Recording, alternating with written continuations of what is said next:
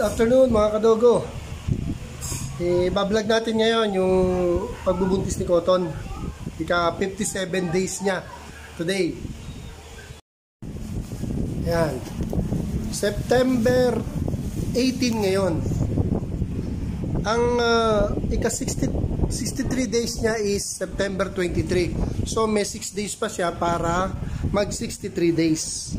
57 days niya ngayon. Na-notice ko lang ang pangit niya magbuntis, medyo nagkakalbo. Si Pickles naman, pag nagbuntis, gumaganda. Pag nanganak din pumapangit. Ito, pag nabubuntis, pumapangit. Ano, medyo naminipis yung balahibo. Ang gara ng aso, ito baliktad sila. Ito na itsura ng 57 days mga kadogo. Uy, ito, suplada ka sa personal ha. 57 days, pero wala pa siyang gatas eh.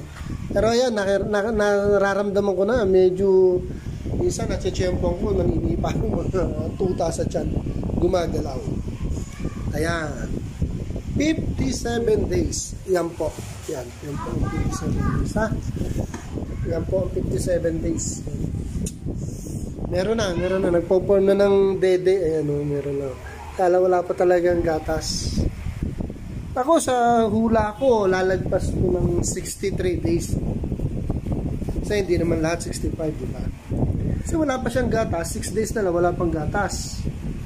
Tsaka hindi pa siya ganun talaga todo. Nalakihan siya, no? Hindi ko lang alam, ano? Kasi medyo kalbo siya dito, kaya medyo parang impis tignan eh. Pero kung may balahibo to, bulga to, malaki siya na itong tignan. Wala eh. Nagkakalbo-kalbo siya pag nabubuti siya ganito para itong aso to. Kaya akala nyo malitan siya. Pero malaki siya niyan, laylay na nga yan. Kaya wala pa siyang gatas. Yan ang pinaka 57 days niya today. September 18. In-update ko lang kayo mga kadogo. Mga kadan? Ha?